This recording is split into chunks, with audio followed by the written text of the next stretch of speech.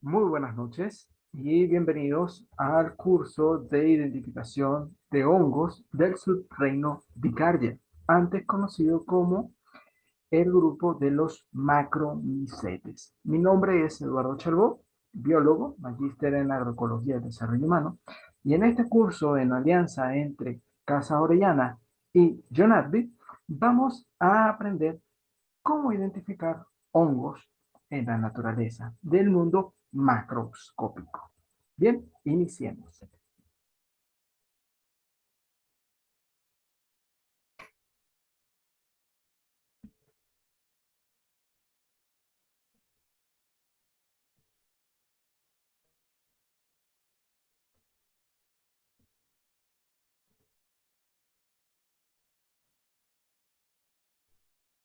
Como les comentaba, en esta alianza entre Casa Orellana por el ingeniero Julio Carvajal y mi persona, Eduardo Chalbó, surge este curso de identificación de hongos, conceptos básicos sobre los macromicetes, hoy conocidos como el subreino Giardia.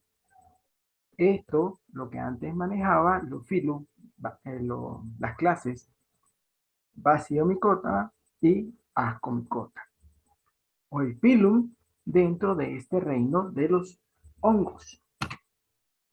Bien, en este primer módulo, reino fungi, como nota particular a este curso, en este curso estamos orientados para aficionados que se inician en el mundo de la micología, para lo que su contenido no pretende ser muy exhaustivo ni profundo, pero que no tan sencillo, para que estemos claros en el rigor que se necesita en la micología para la correcta identificación de hongos.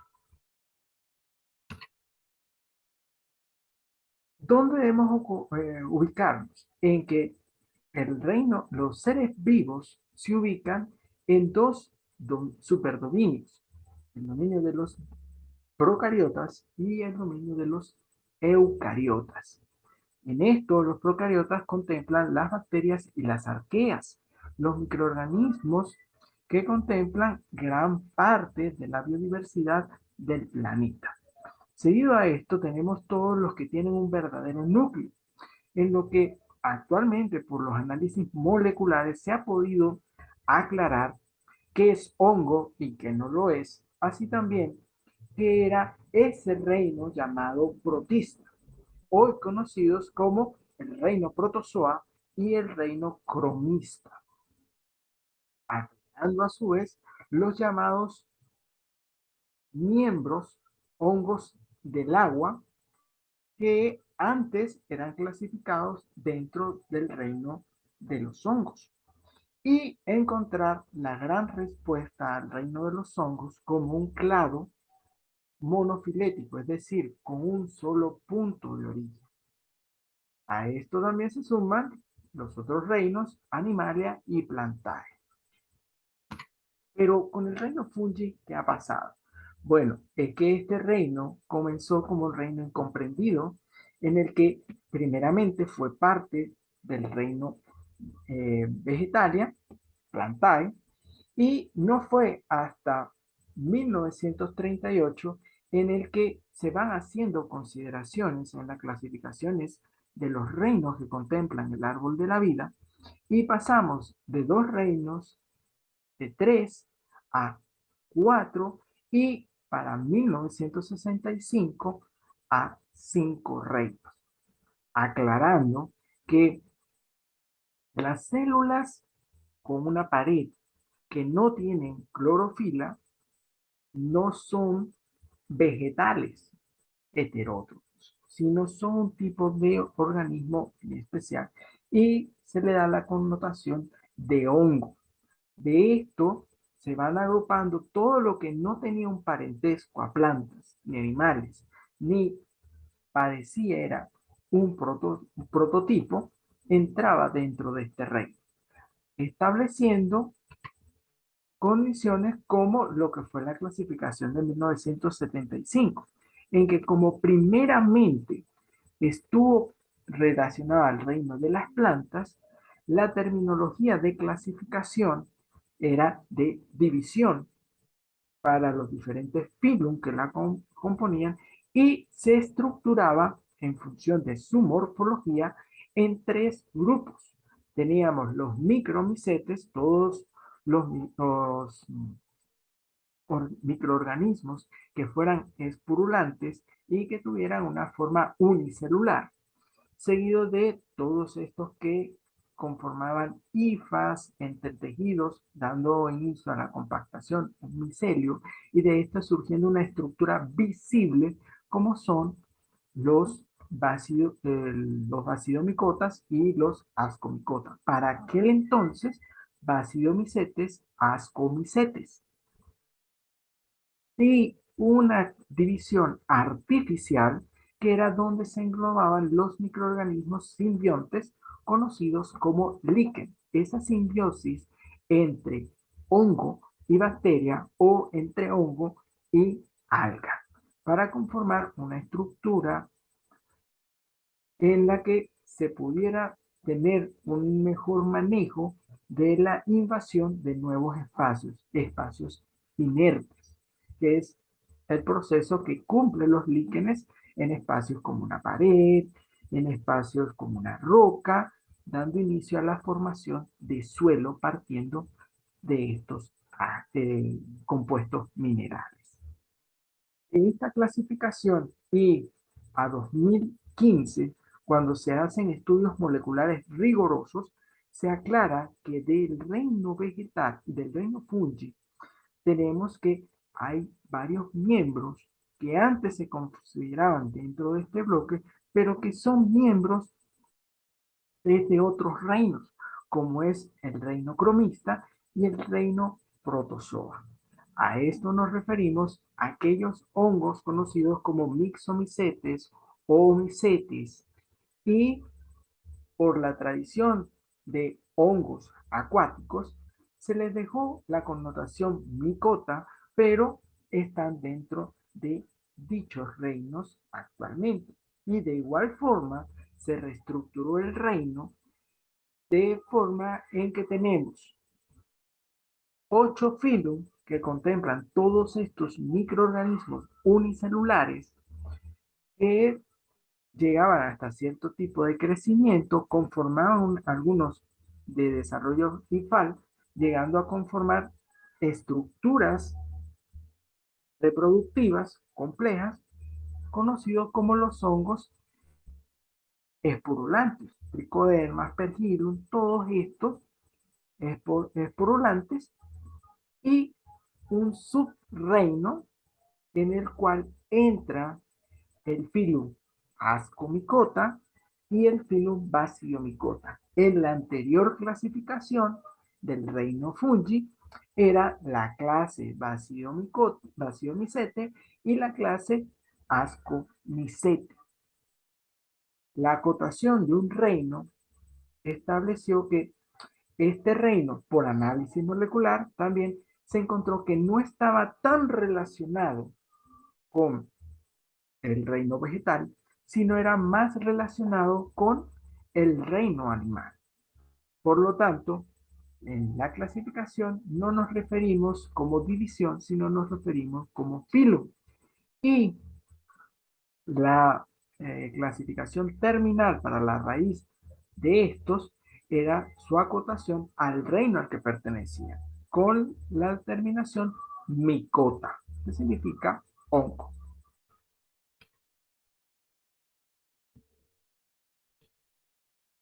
Esta clasificación pudo darse al análisis múltiple de varios diferentes tipos de genes altamente conservados dentro de todos los seres vivos, como es la región ITS de intersección de fases, donde se intercalan nuestros ribosomas, en el caso de los hongos 5.8S, 7.3S, los ribosomas, los genes de los ribosomas y los genes de ciertas proteínas altamente conservadas en el organismo.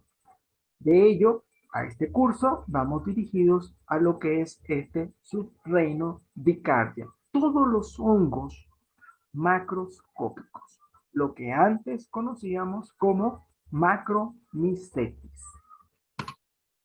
Pero hay que tener claro qué es este reino. Bien, son los seres vivos del árbol de la vida que se encargan de la conservación de los ecosistemas. Y estos se componen de unas células alargadas con una pared de quitina que tiene una división celular con respecto a un plano, siguiendo un crecimiento alargado, apical. Esto se conoce a esta estructura como hifa y al englomerado de estas entretejidas como micelio. Se estima que de este reino se tienen alrededor de 1.500.000 especies y que solamente 140.000 corresponden a este subreino Dicardia, es decir, los macromicetes, solo el 10%. Es un número amplio con respecto a diversidad y que nos hace referencia a que después de los insectos del, la clase artrópoda, son el segundo grupo de eucariotas, organismos con un núcleo verdadero, más grande del planeta.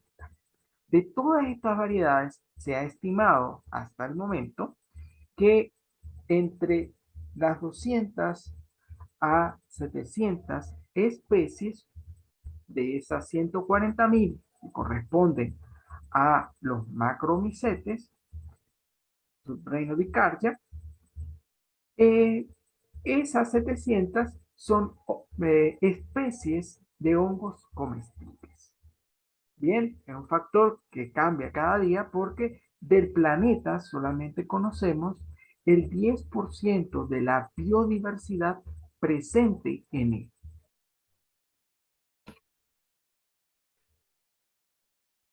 De este reino también tenemos los hongos microscópicos, que hablamos de todos estos que esporulan. Su crecimiento es que el micelio va directamente a las estructuras de reproducción, sin un proceso de morfogénesis, de un ordenamiento del tejido para estructurar un cuerpo fructífero que emerge, sino directamente hacer una multiplicación de sus estructuras reproductivas y dar inicio a los procesos de reproducción sexual o parasexual que ellos disponen.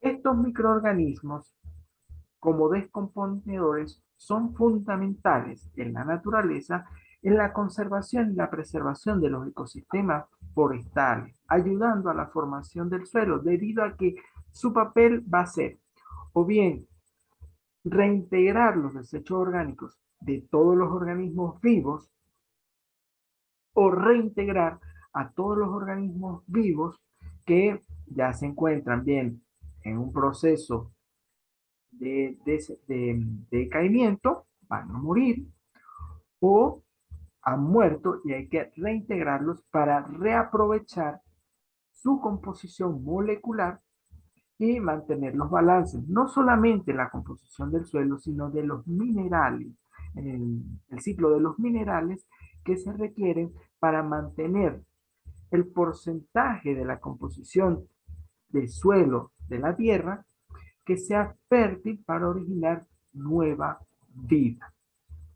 Además de que por el hombre han sido aprovechados todas estas variedades macroscópicas del reino Dicardia por nuestras civilizaciones, debido a que como seres humanos hemos encontrado desde épocas muy antiguas, y aquí nos remontamos al hallazgo de 1991 con Opsi, este hombre del hielo, encontrado en los Alpes suizos, que demostró que desde hace 3.000 a 5.000 años antes de Cristo se utilizaban hongos con fines medicinales o de herramienta.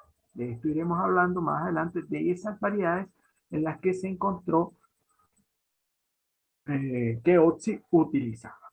Pero eso nos da un reflejo de la importancia que han tenido los hongos en nuestro desarrollo como civilización en el transcurso del estudio. Bien, pero estos microorganismos, ¿qué características tienen?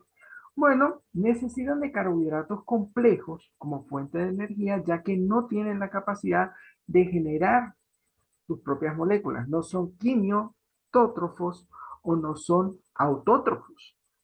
Quimioautótrofos, porque no pueden aprovechar la energía del sol o la energía molecular de la atmósfera para producir sus alimentos. Tampoco fijan nitrógeno y en ese proceso se define que son heterótrofos.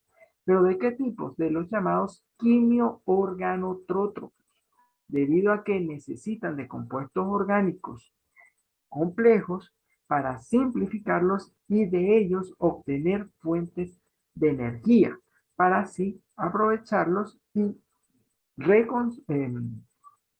construirse y reproducirse. Otras cualidades ya en su composición y en su interior es que no poseen mitocondrias, sino androgonosomas. Esto es una organela particular de los hongos que desarrollaron a partir de las mitocondrias ancestrales a la par como hicieron las células animales hace millones de años. Se alimentan por absorción debido a que tienen una pared de quitina que para su desarrollo tienen que romper, liberar enzimas y a su vez reabsorber, por absorción, tomar lo que degradan las enzimas en el exterior y hacerlo antes de que la pared de quitina sea restituida. Entonces es un proceso en que son razones por las que los hongos tienen una amplia diversidad de enzimas de gran interés industrial, textil, petrolero, minero, alimenticio, entre otros, por el gran esfuerzo que tienen que hacer estas exoenzimas para poder degradar el sustrato en el cual se encuentran creciendo y nutrir eficientemente al hongo. No solo en poder atacar diferentes tipos de sustratos, sino que hacerlo a una velocidad mayor que la velocidad de regeneración de dicha pared. Como polisacárido de almacenamiento genera glucanón. Este polisacárido es su fuente de energía. De las variedades comestibles, es una de las biomoléculas fundamentales que al nosotros consumir tiene potenciales en nuestro sistema inmunológico, en nuestro sistema renal, nuestro sistema circulatorio, al controlar hipertensión, diabetes e infinidades de procesos dañinos que ocurren en nuestro cuerpo. A la vez de que al presentar este tipo de pasados polisacáridos se presentan otras sustancias biológicamente activas derivadas de él y de otros ácidos grasos que en nosotros son beneficiosos.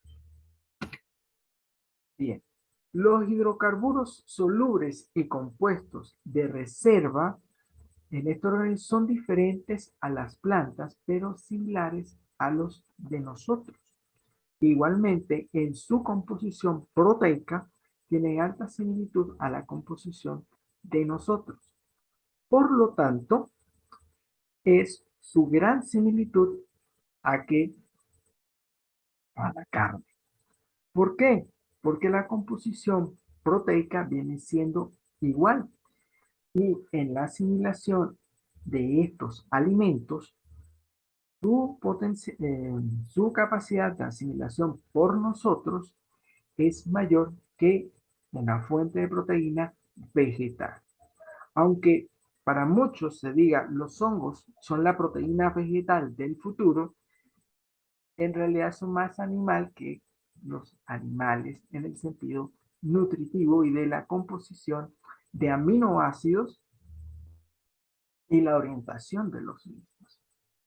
Es un buen sustituto a fuentes de proteína animal, pero el término que bien cae es el animal sin el animal.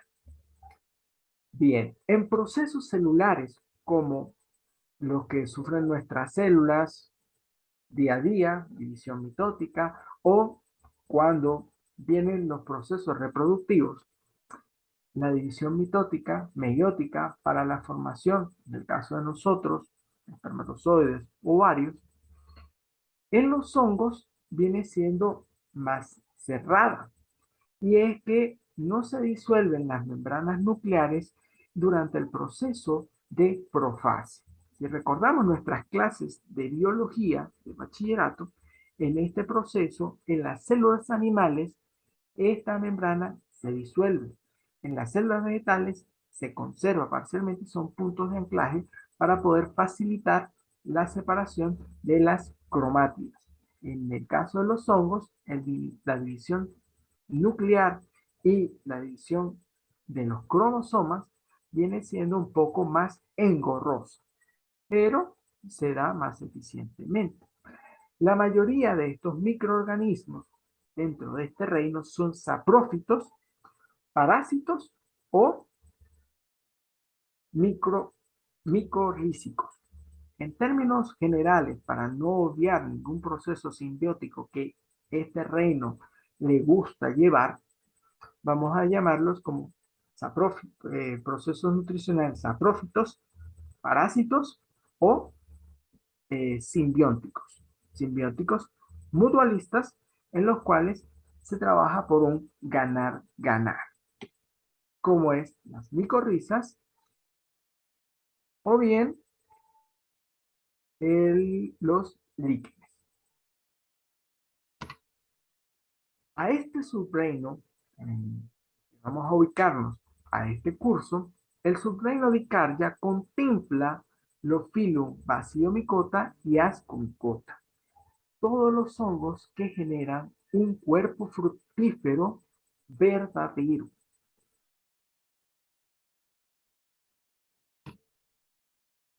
¿Qué debemos tener claro de este reino? Bueno, vamos a comenzar por sus aspectos básicos: su estructura filamentosa, su reproducción y su nutrición. Como estructura filamentosa, la hifa y el micelio.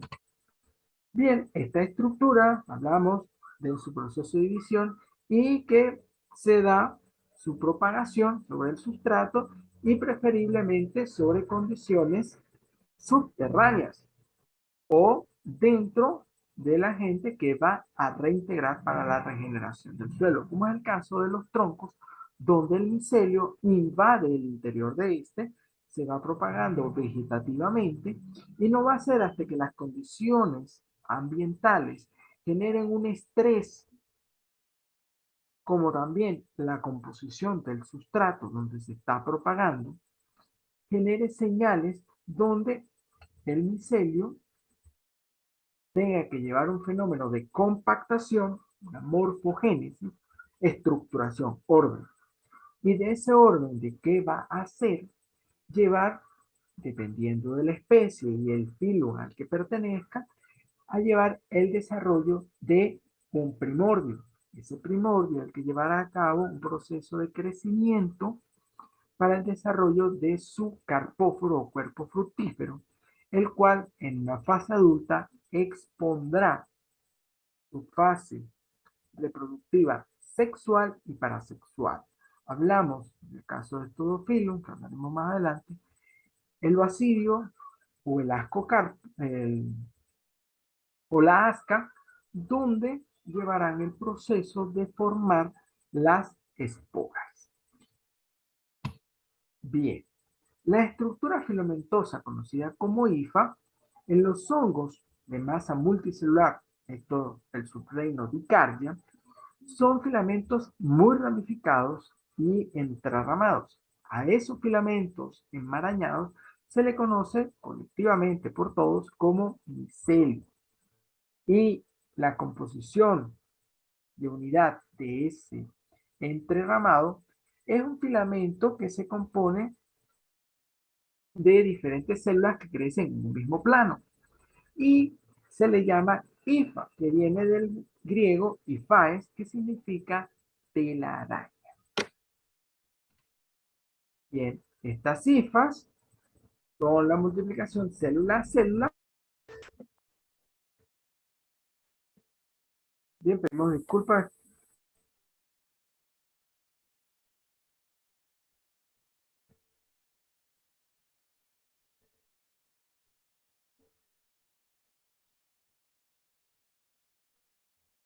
La estructura filamentosa, hifas y micelio, en los hongos es esa masa multicelular de filamentos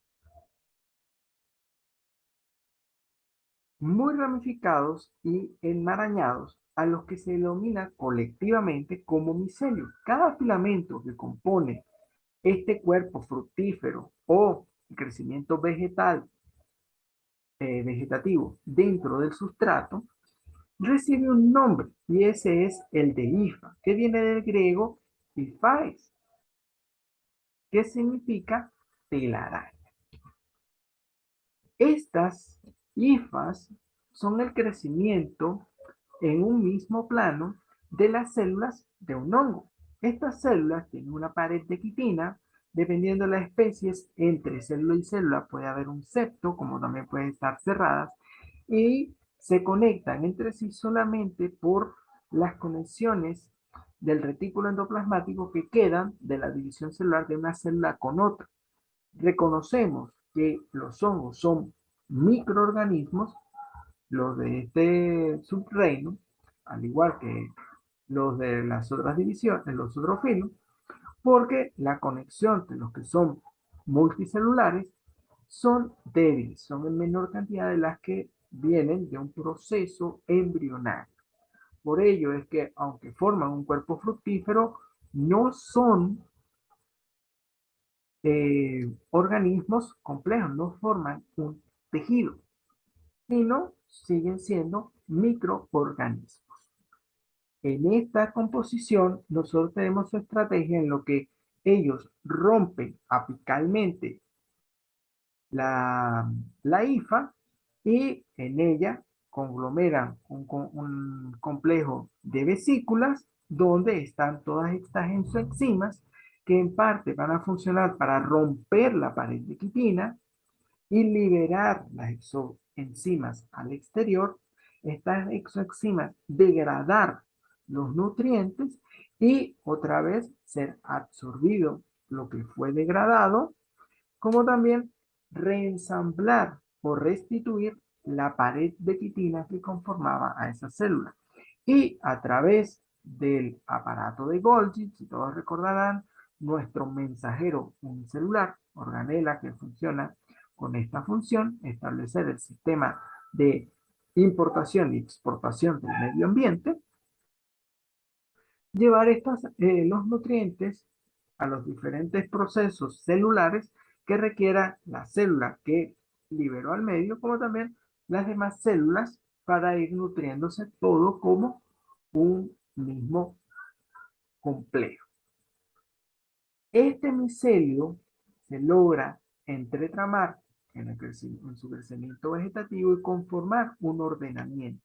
Ese ordenamiento lleva a la conformación de un cuerpo fructífero.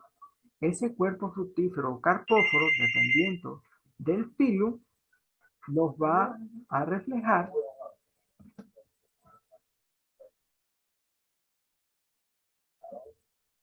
¿con quién se habla?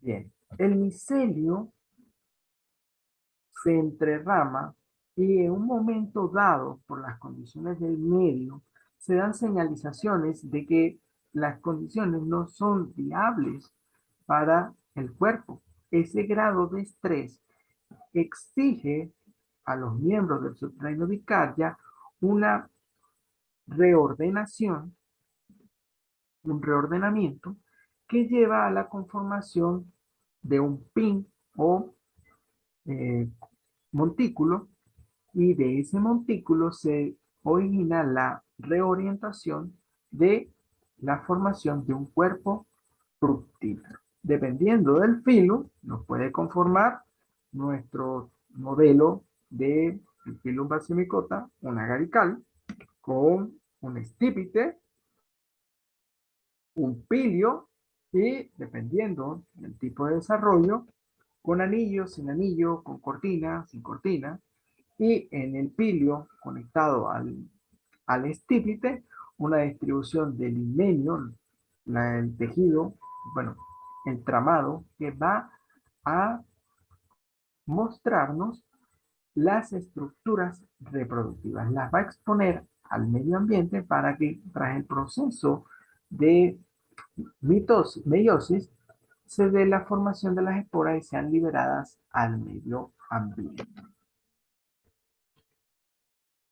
Pero este micelio, ¿qué logra hacer en el medio ambiente? Bien, es que ellos son los que hacen el trabajo de reintegración masificada de todos los desechos orgánicos en cualquiera de los ecosistemas en que se encuentren, y en esa reintegración ellos transforman eficientemente ante tanta ramificación e invasión de los nutrientes, ya sea micro y macronutrientes. Hablamos de los minerales y los compuestos orgánicos complejos llevados a compuestos orgánicos simples para el balance de la relación carbono-nitrógeno del suelo, siendo viable y regenerado para que otros organismos puedan hacer uso de él en el ecosistema. Este papel que hacen de ramificaciones, podemos asimilarlo a que estas ramificaciones de las cifras son como pelos absorbentes. Estos cumplen una función de esa reintegración, pero en un medio ambiente, en un metro cúbico, pueden albergar la cantidad de nutrientes para la alimentación de un árbol por un año. En estudios que se ha hecho de la importancia del micelio en los ecosistemas, en particular de micorrizas, se ha encontrado que en el suelo ellos representan el, el 0,4% de su peso, pero su reintegración de los nutrientes equivale al mantenimiento del balance en más del 70%. Aquí hay algunas citas que sería importante de echar un vistazo del papel que tienen estos y cuánta área pueden lograr a invadir en el planeta. Se han hecho estudios moleculares de diferentes puntos, desde Canadá hasta Chile, y se ha encontrado que hay especies que cubren países, que cubren espacios interterritoriales de 2 hasta 3 países. Eso es abarcar amplias áreas y ser un tipo de organismo responsable de kilómetros y kilómetros de bosque.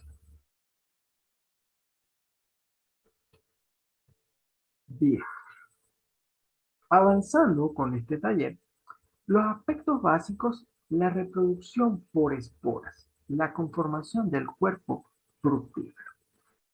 Aquí vamos a catar algo en que estos cuerpos fructíferos o carpóforos contemplan dos tipos de estructuras reproductivas, las sexuales y las parasexuales. Cuando hablo de las estructuras sexuales, hablo de la conformación de gametos, si fueran animales, como en nuestro caso, la formación de ovarios y espermatozoides, pero aquí hablamos de esporas. A la vez de estas esporas tenemos algunas estructuras como son los cistidios, lentilicistidios, auclorocistidios, en el caso de los ascomicota, los angélidos, que son estructuras con las que si la reproducción sexual falla, tenemos que liberar al medio un ente que cuando las condiciones mejoren, se propague de forma vegetativa en lo que viene siendo una reproducción parasexual, es decir, una clonación, una estructura de resistencia que contempla la información completa del microorganismo. Bien, el carpóforo. Este cuerpo fructífero está formado por el micelio, es difuso, microscópico, su composición morfoanatómica, por lo que no se le suele ver a simple vista su anatomía, sino se le ve como una estructura macroscópica. Estas estructuras expuestas por la mayoría de hongos dicáricos, es decir, los macromicetes, representan solo una pequeña porción de lo que es el organismo como tal, debido a que tienen una gran propagación vegetativa, que es el crecimiento del micelio, bien sea en el suelo o en el sustrato, en el tronco, que se encuentran invadidos. A esto, dependiendo del país, se le llega hasta a nombrar como seta, pero son o su cuerpo fructífero o su campo. Dependiendo del filo, pero ya lo que como hongos comparten, sus ciclos de vida contemplan tres eventos o procesos biológicos obligatorios. Comencemos por las esporas. Las esporas son liberadas al medio, germinan. Al germinar generan una hifa haploide, porque estamos partiendo de, una estructura que tiene media carga del organismo. Estas, como no están completas, van a buscar su complemento, sea bien ascomicota o sea bien bacilomicota. Al encontrarse, van a sufrir la plasmogamia, que es un proceso en el que se fusionan la, la, la célula más no los núcleos de estas hifas, caso contrario que nosotros, en el que un espermatozoide encuentra un ovario y se fusionan celularmente, pero también se fusionan sus núcleos para dar origen a una célula cigótica, 2N, con carga completa. En este caso, no se conforma este nuevo tipo de hifa y se genera el micelio vegetativo. Para las variedades que son comestibles y lo que es la agricultura de los hongos, se conoce como el micelio primario, micelio de cultivo. Este micelio, dentro del medio, va a llevar a cabo el proceso de compactación y la conformación de este cuerpo fructífero. Va a irlo desarrollando hasta llevarlo al punto de adulto, donde él exponga el tipo de himenio que presenta. El himenio es el tramado que ha diseñado para exponer unas células que son el final de la línea celular de estas dos esporas que conformaron todo esto. Esas células se conocen, dependiendo del filo, como bacidio o asca, y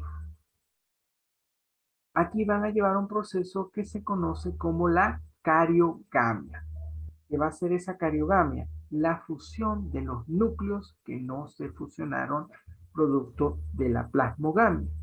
Directamente se va a conformar el cigoto, la célula 2N, pero rápidamente esta no va a tener una división mitótica para tener un crecimiento vegetativo, sino que va a llevar a cabo un proceso de meiosis. Esa meiosis va a ser un proceso en el que se va a recibir una doble mitosis y se va a llevar a cabo la formación de las esporas. En el caso de los bacidomicota, solamente se da una vez esta meiosis y en el caso de la, los ascomicotas, después de esa meiosis, cada célula que va a conformar la espora sufre una mitosis y de esa mitosis se obtiene el doble de cantidad de esporas. Acidomicota genera 4, ascomicota genera 8. Estos tres procesos biológicos, todos los hongos del reino fungi lo siguen y lo llevan a cabo, sean del reino Dicardia o de los otros filum que manejaban lo que se conocía como micromicetes. Aquí vemos un poco de este proceso más cerca de lo que bien puede ser eh, una ascomicota, las diferentes estructuras reproductivas que pueden generar, los que son microcelulares, unicelulares, multicelulares microscópicos y los que son macroscópicos. En el filum Basiomycota, un ejemplo más grande de lo que son estos procesos. La plasmogamia, seguido de la germinación de esas hifas haploides, de las esporas haploides que generan estas hifas haploides que tras la plasmogamia llevan a la formación del micelio dicariótico. ¿Por qué dicariótico? Al igual que en el reino ascomicota, porque este micelio va a presentar dos núcleos.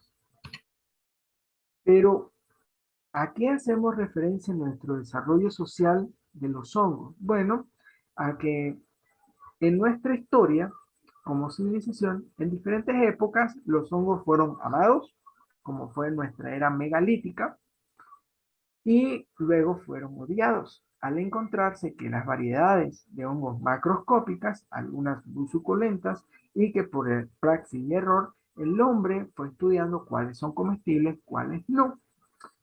Encontró que esos ensayos de cuál es comestible, cuáles no, llevaron a que ocurrieran accidentes y a encontrar que los hongos son un arma, debido a que bien en el transcurso de la historia griega, la historia celta, pusieron y quitaron emperadores y con eso se comenzaron a formar micofobias. Esas micofobias llevaron a relaciones como la quema de brujas en relación al crecimiento de hongos alrededor de la vivienda de ciertas mujeres. Los llamados anillos de brujas son en relación a especies de hongos que su crecimiento vegetativo del micelio en el transcurso del año llevaba a que en el momento de las condiciones anuales ser favorables para la fructificación, se generara un anillo de fructificación y estos anillos cada año eran más grandes. Para las personas en la antigua Europa, esto se relacionaba con brujería, hechicería, por lo que las personas que vivían cerca a estos anillos eran tratados como brujos y por lo tanto eran quemados. Pero de esta reproducción por esporas Tenemos que los hongos desarrollaron diferentes estrategias para poder llevar la dispersión de dichas estructuras y poder propagarse por todo el planeta. Y es que esta metodología de conformar estas estructuras y conformar diferentes estructuras macroscópicas era en función de la mejor estrategia, en función a dónde me encontrase, para la dispersión de estas y que aleatoriamente estas encontraran un mejor lugar para su desarrollo y que al encontrarse complementarias entre sí se pudiera eh, llevar a cabo la invasión de nuevos espacios. Y es que un solo espécimen de un hongo bicardio alberga alrededor de 7 a 9 mil millones de esporas, que significan la posibilidad de alrededor de 500 mil millones de nuevos hongos invadiendo nuevos espacios. Eso a partir de un solo hongo. Estas estrategias de dispersión tenemos los ascomicotas en los que ellos llevan la dispersión del himenio en un interior del tejido vegetativo, del micelio, y que pueden conformar formas de copa o panales de abeja para llevar facilitar la dispersión de estas estructuras. Aparte de que a diferencia de los baciomicotas, la asca genera un gametogangio en el que las esporas están dentro de un saco. En este saco hay diferentes estrategias para su ruptura, con lo que por la tensión de la estructura dan un empuje a su dispersión. Por lo tanto, encriptar, establecer estructuras de cripta para los himenios es una estrategia que facilita para este hongo su dispersión. Por lo tanto, estructuras muy complejas no facilita la dispersión de su cuerpo fructífero e inclusive estrategias como el uso de otros organismos para su dispersión. Ejemplo, las trufas. Como vemos, el método de dispersión en el caso de las comicotas anteriormente era en base al carpóforo, pero en el caso de las trufas tenemos que el carpóforo va sobre tierra y él ha ido eh, desarrollando una estrategia en la que en base a su aroma, ciertos organismos como son los jabalíes de campo y cierto tipo de perros los encuentran y facilitan su dispersión al medio ambiente. Aparte de tener unas agradables propiedades organolépticas, olor, sabor y textura para el ser humano, por lo que se ha hecho un hongo de gran valor gourmet para nuestra dieta. Dentro del Phylum Micota tenemos estrategias como la conformación de un cuerpo fructífero complejo en el que aprovechando el flujo del aire, fenómenos como la tensión superficial, el contacto, establecer la dispersión de las esporas, debido a que estas esporas, como su nombre lo dice, su estructura que las origina el bacilio, las esporas van hacia afuera, no están dentro de un saco como es en los ascomicotas, esporas en saco.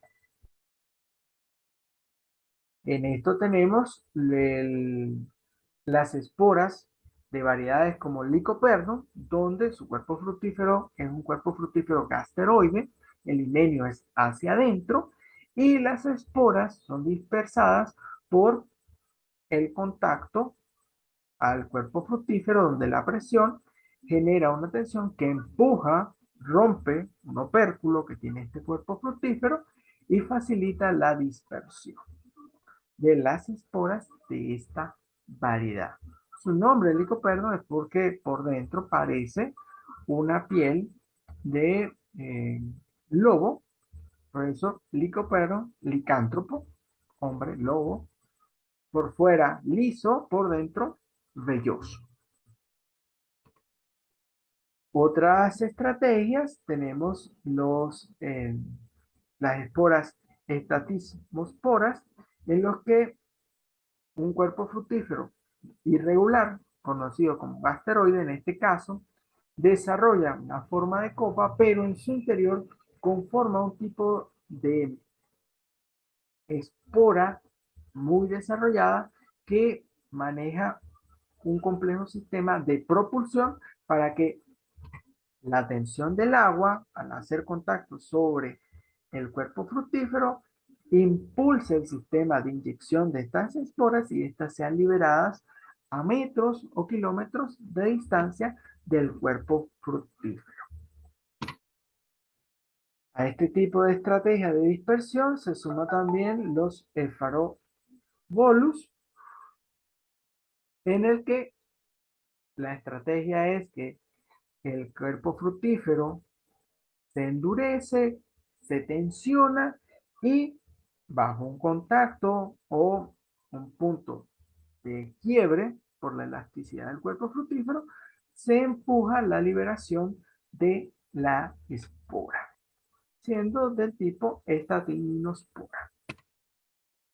Seguido de esto, métodos de dispersión por atracción de insectos. También esta variedad, como es Phallus impadicus, observamos que es de un himenio interno donde ellos desarrollan su himenio, pero en el interior van llevando el desarrollo de una estructura que va a, a exponerlo al medio externo con sustancias gelatinosas que atraen insectos. Phallus es uno de los más conocidos y esta malla interesante, pero que esta metodología de dispersión trae como consecuencia que estos hongos sean de un olor desagradable, al igual que son Clathrus, que su mecanismo de dispersión, al igual que los hongos gasteroides, es de himenio interno, desarrolla una estructura que expone al exterior los himenios con sustancias gelatinosas de olor desagradable para atraer insectos y que estos insectos, al verse atraídos por estos, como Phallus, dispersen las esporas en otros espacios. Luego de esto tenemos métodos de dispersión por bioluminiscencia. Algunos de los hongos alucinógenos más conocidos en el mundo tienen esta metodología, inclusive algunos que tienen forma pleurocital. Ejemplos de este método de dispersión, Mycenia luxucoelio, que es un hongo que genera en su cuerpo fructífero, sea el estípite o el pilio, unas sustancias bioluminiscentes que atraen a polinizadores, bien roedores, bien murciélagos e insectos nocturnos, para que se vean atraídos al color bajo la noche y se lleven sobre ellos las esporas de estas variedades de hongo.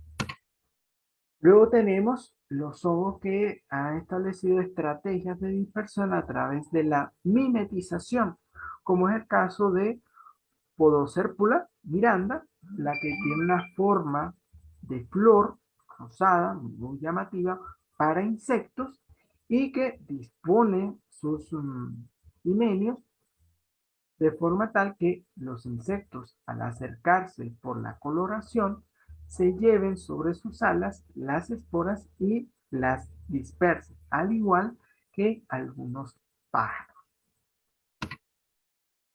Al haber hablado de las estructuras reproductivas, ¿cómo es la nutrición de los hongos? Y es que ellos se nutren de materia orgánica, pero ¿cuál?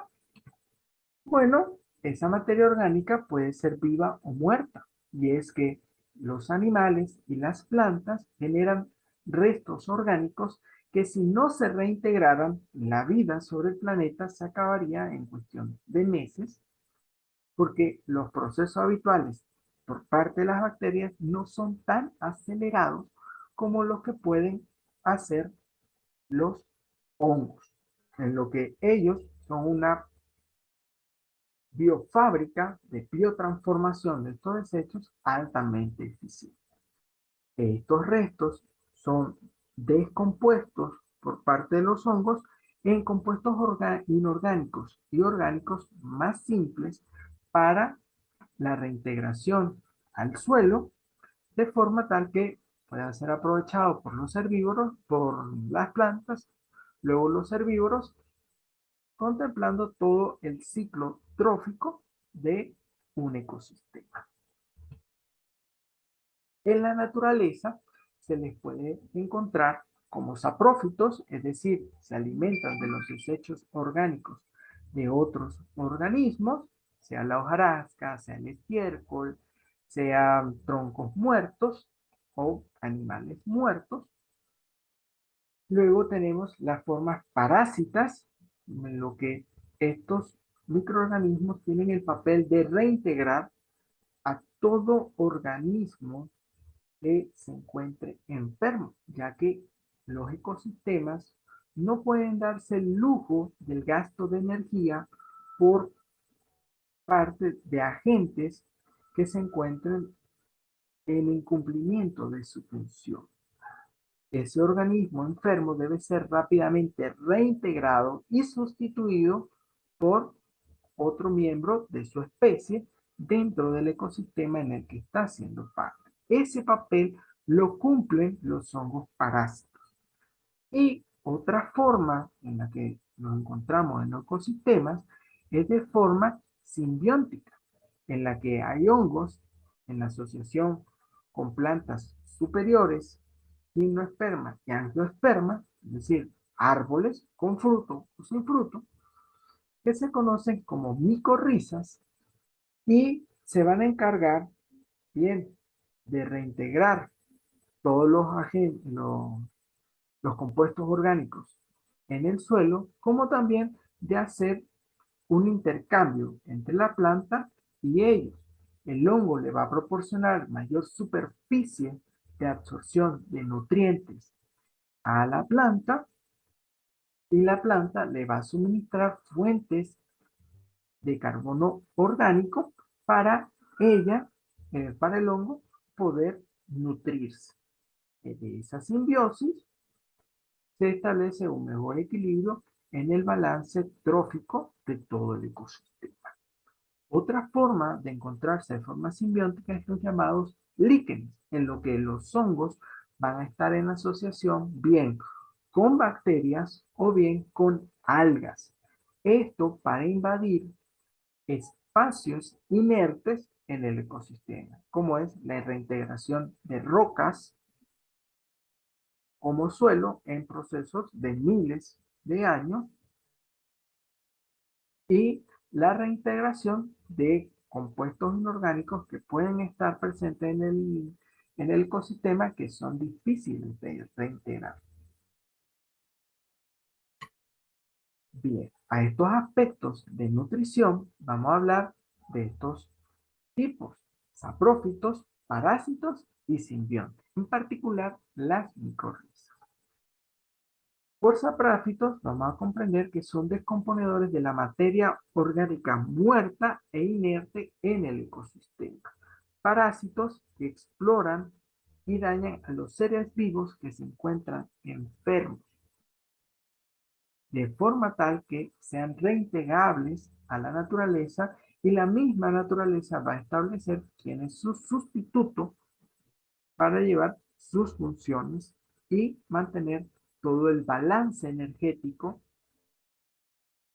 y de composición del ecosistema. Bien, de estos saprófitos tenemos que ellos son descomponedores de materia orgánica,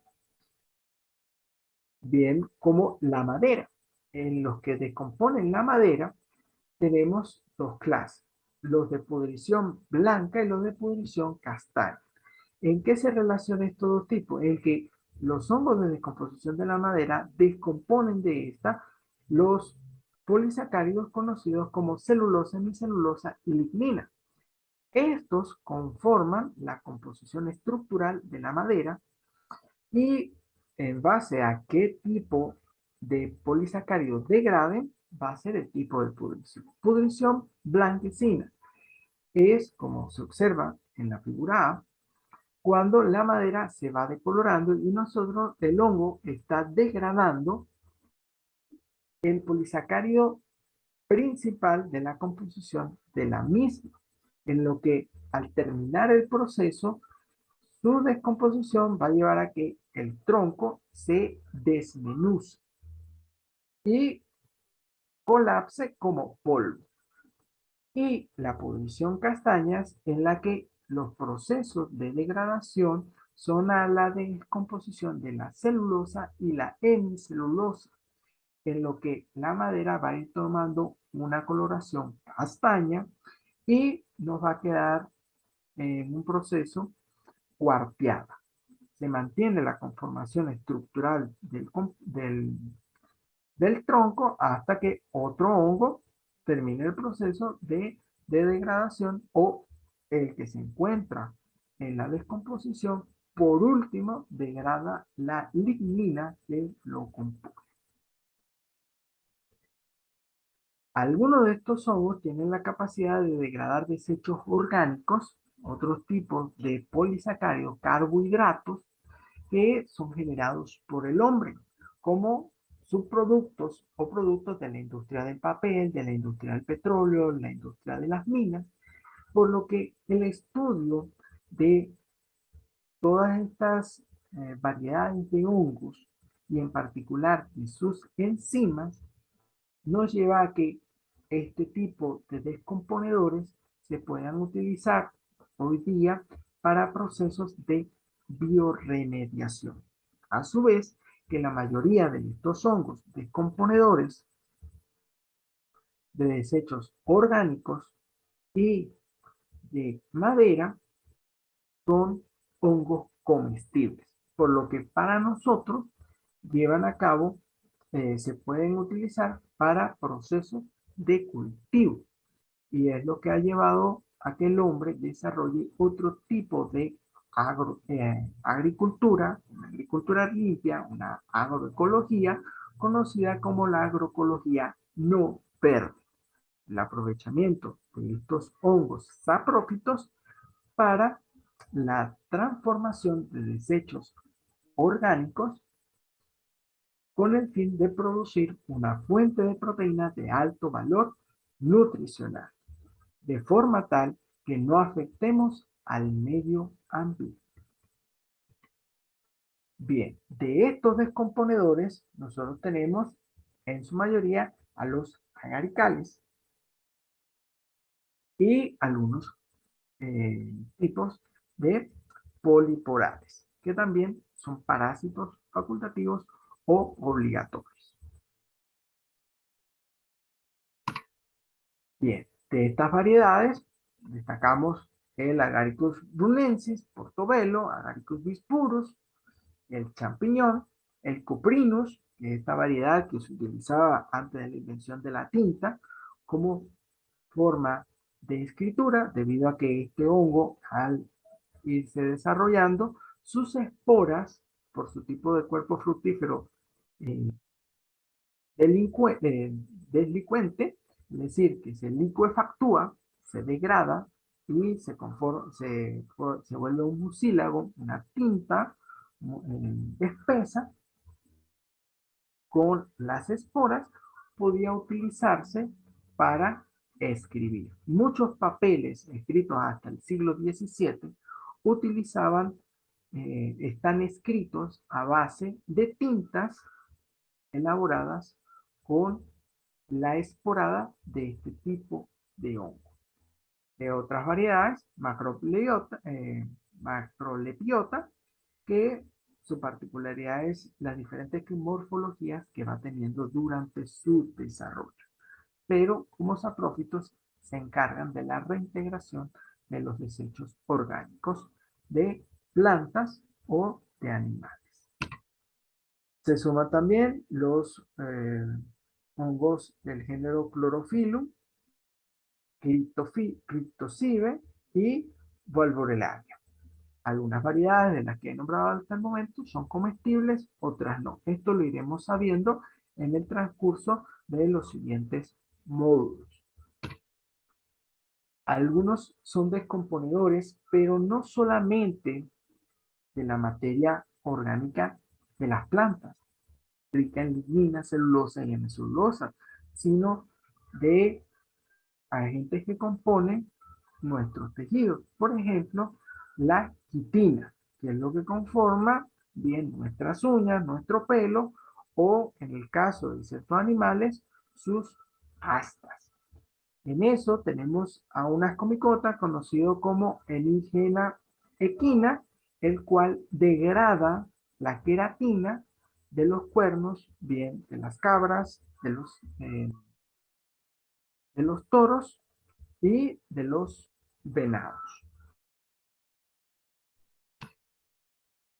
Estos saprófitos pueden ser domesticables y es lo que hemos venido haciendo desde hace 4.000, 3.000 años de antigüedad a través del cultivo de estas variedades, como destaca Shiitake, Pleurotus, Agaricus purus, Ericium, melena de león, Ganoderma, Enoki, entre muchos otros, que como saprófitos nosotros, bajo un proceso de asepsia del sustrato, que son desechos orgánicos de procesos de agricultura o de desechos en ecosistemas forestales, como son troncos, podemos desarrollar su cultivo para la obtención de una fuente de proteína de alto valor nutricional y potencial medicinal. Seguido de los saprófitos tenemos a los parásitos, que bien su función es de explorar en el ecosistema qué organismos se encuentran enfermos y reintegrarlos al ecosistema, de forma de recuperar la composición del suelo. Bien, es que los hongos, la rutina de la agricultura y la salud de los bosques, pero en el proceso de desarrollo de un bosque crean nuevos hábitos para muchos otros hábitats, para muchos otros organismos. Sin embargo, estos microorganismos tienen una gran importancia en el ecosistema, en este caso forestal, y es que para el ciclado de la materia, mantenimiento de la producción y regeneración del suelo son sumamente importantes. Comparativamente con los hongos saprófitos son una pequeña parte, pero dentro del subreino de Icaria, estos hongos tienen representantes que son macroscópicos. Por ejemplo, ya hablaremos más adelante, Ganoderma, que bien es un hongo parásito de algunos árboles, pero también puede ser saprófito. Por eso podemos desarrollar su cultivo. Bien, dentro de los hongos que son parásitos en plantas, tenemos nuestro conocido cola de pavo, Leptopirus sulfurosus, tenemos Armillaria belleria, tenemos fístula hepática, conocida como el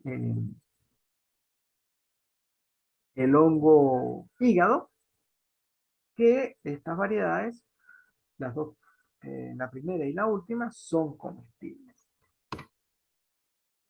Otras de estas variedades parásitas son las que parasitan a otros seres vivos. Tenemos los que son parásitos de insectos, del que resalta Cordyceps, actualmente una variedad que ha tenido auge en el cultivo de hongos comestibles por ser un hongo más que todo medicinal. Y es que este hongo parasita la fase de pupa en el crecimiento de insectos. Infecta a la ninfa o al insecto, se deposita en, en la fase de pupa, va desarrollándose y aniquila el cuerpo del insecto y termina de nutrirse para llevar a cabo el proceso de fructificación. Otros depredadores, los depredadores de nematodos. Un ejemplo clásico y por lo que es una variedad de cultivo muy fácil es Pleurotus. El género Pleurotus presenta unos anillos como mecanismo de defensa ante los nemátodos. Los nemátodos se acercan a su micelio y tratan de alimentarse, pero al encontrarse por estos anillos pasan y la hifa, al sentir la señal química del nemátodo, al reaccionar a su señal química, genera señales químicas en el interior del anillo, lo cual lleva a que se constriñe y con eso aniquila al nemátodo. Un mecanismo de defensa que solamente presentan los Pleurotus y es algo a considerar porque micelios de Agaricus, ya sea champiñón o portobelo, son tan sensibles.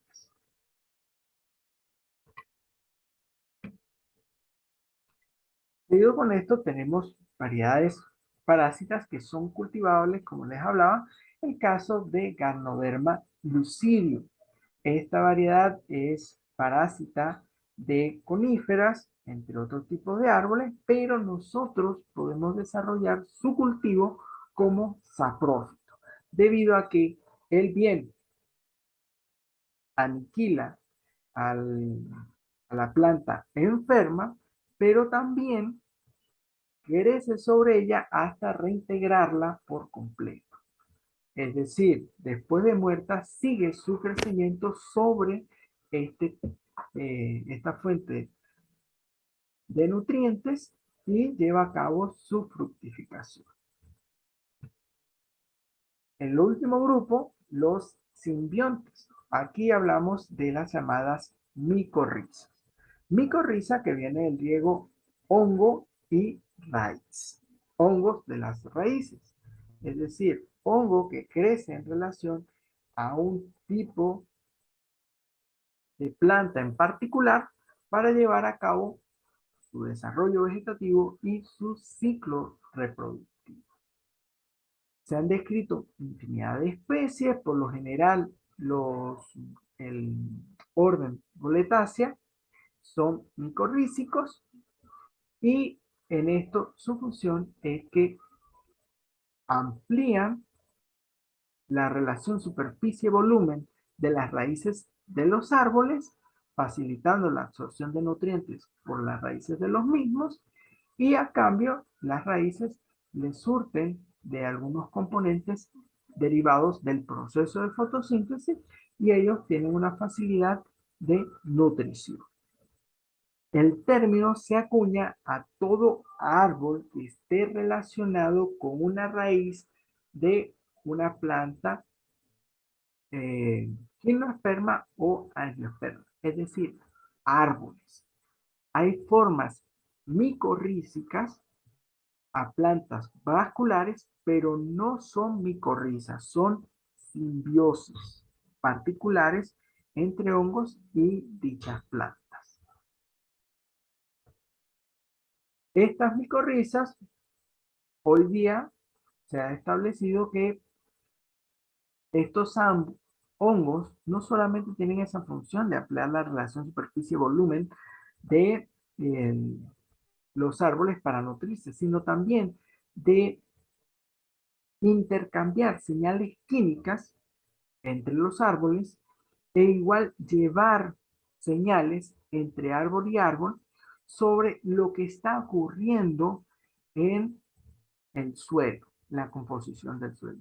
Si ha ocurrido un derrame químico en el ecosistema, si ha habido un proceso de mineralización del suelo, la intervención del hombre, los efectos que tiene sobre agua y sobre el suelo, estos hongos se van a encargar de rápidamente transmitir las señales químicas entre árbol y árbol y informar. De igual forma, informar si hay algún árbol enfermo en el ecosistema para que la distribución de los nutrientes y el agua no sea tan equitativa y a este agente enfermo, otros hongos se ocupen de su reintegración al ecosistema. Como micorrizas existen varias formas. Tenemos las ectomicorrizas que se forman entre los baciomicota y ascomicota con ciertos tipos de árboles y en esto se desarrollan en que el hongo se asocia a la zona cortical de las raíces para aumentar rápidamente su absorción sobre la superficie de los nutrientes. Esto lo hace principalmente con especies leñosas, árboles. La otra forma son las endomicorrizas, en las que el hongo, en su mayoría baciomicota, entra hasta el córtex radial de la raíz de la planta vascular, no con un árbol leñoso, y aumenta la superficie eh, de absorción radicular por parte de la planta. Ejemplo de este tipo de simbiosis, la relación de Pleurotus erengi con las herbáceas reconocidas como cardos. A este tipo de micorrizas, de endomicorrizas, también existen tres grupos. Tenemos las arquiodeomicorrizas, que es lo que para nosotros son las orquídeas. La orquídea es una planta que si no tiene una asociación con cierta variedad de ascomicete, no puede darse el desarrollo de su raíz, como tampoco la germinación de la semilla. Y en estos procesos, el hongo protege a la semilla, estimula, y una vez que se ha podido dar el desarrollo de sus raíces y su crecimiento como plántula, el hongo aprovecha ciertos nutrientes que libera la planta para que siga con ella y en el proceso de floración el hongo esporula a las semillas para que lleve la propagación semilla y hongo. Otro tipo de simbiosis endomicorrícica son las ligadas a la familia de erizáceas con múltiples tipos de estructuras ectenoendomerorícicas. Es decir, eh, relaciones ya sea del punto medio en una planta tenemos el vástago y la raíz. El punto en definir vástago y raíz a la raíz. Esas son las simbiosis erico-micorrícicas. Desde el comienzo de la raíz hasta su ápice asociado con el hongo. Luego tenemos las micorrizas arbusculares que se caracterizan por formar orbulos intracelulares, sin duda una de las formas de mayor difusión e importancia económica y ecológica, debido a que este tipo de estrategia conduce a que se formen estructuras, asociaciones como la conformación de las trufas, que es una micorriza arbuscular. Se asocia a la raíz, se nutre y aguas más abajo conforma este tipo de estructuras. Luego tenemos las enteromicorrizas, en que los hongos colonizan de forma dual las raíces, ya sea en el interior o en el exterior, y logran llegar desde el córtex, en el interior de la raíz, hasta el exterior para aumentar la relación superficie-volumen de absorción de la planta, como también llegar a un intercambio con la planta de ciertas sustancias que solamente se dan en el tejido del córtex. Igual, el intercambio del medio de ciertos minerales que requieren un transporte más complejo que procesos de difusión o procesos celulares de transporte. Bien, de este tipo de asociaciones micorrízicas tenemos las boletáceas, los, los cantarellus, que en esa relación de la raíz con el hongo logran llevar a cabo su proceso de fructificación. Y de ese producto nosotros podemos llevar a cabo la recolección de variedades comestibles. Estos géneros, y en particular la familia Cantarellus y los boletáceos, en particular, la mayoría son comestibles. Hay ciertas excepciones que hablaremos de esto en los siguientes módulos. De estas simbiosis micorrízicas, como les hablaba, destaca los tuber, el género tuber, mejor conocido como las trufas. Estas trufas son asociaciones con las raíces y de esa asociación su fructificación lleva a un cuerpo fructífero subterráneo, que es lo que conocemos, denominamos como trufa. Y esto se lleva a cabo en la asociación de árboles como encinos, robles, cerezos, entre otros, de hoja caduca. ¿Cuál es el papel de las micorrizas? Es que ellas se encargan de mantener la salud del bosque. ¿Por qué? Mantienen el ciclo de regeneración del suelo y el índice de simbiosis que tenga un ecosistema forestal refleja el nivel de salud como ecosistema que este espacio posee. En lo que relaciones de simbiosis de más del 10% de la biomasa total del suelo que contempla un ecosistema, nos da relación a que este ecosistema es altamente saludable y que la biodiversidad fúngica, vegetal en el mismo está muy bien balanceada. Otro tipo de simbiosis es la simbiosis de hongos con animales, en particular con insectos. Y de esto traemos el ejemplo de los termitomices, este género, que es la simbiosis de hongo con termita.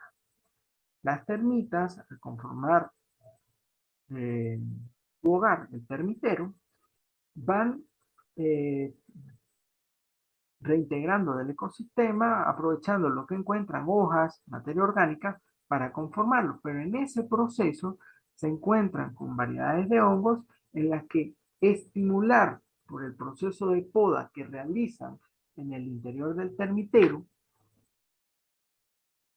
regular el crecimiento vegetativo como también estimular la fructificación de los mismos, lo que ha llevado que especies como Termitomices titanicus crezca alrededor de estos debido a que solamente esa poda por las termitas estimula su crecimiento, bien sea por controlar la densidad micelial, como también la estimulación que da la glándula salival de la termita sobre el micelio. Variedad comestible. Pero en estos aspectos básicos de la nutrición de los hongos, estas formas en que se encuentran los hongos en un ecosistema nos establecen que para poder decir que un ecosistema se encuentra sano, estas formas de vida y nutrición de los hongos deben estar a cierto balance o punto de equilibrio, en que los hongos micorrízicos deben representar entre el 50 y 60% de la diversidad única en el ecosistema, los saprófitos entre un 40 y 60% para balancear el nivel de reintegración de la materia orgánica, y los parásitos presentes pero no ausentes, en los que representan entre el 1 y 6 a 7% de la diversidad de hongos en el ecosistema. Igualmente en en su nivel de biomasa. Bajo estas concepciones y proporciones, nosotros podemos estar en presencia de un ecosistema forestal sano. Con esto hemos llegado al final de nuestro módulo 1 en el curso de identificación de hongos vicáricos, hongos del subreino Vicaria, antes conocidos como macromicelios. Pero estén disfrutando, continuaremos al módulo 2.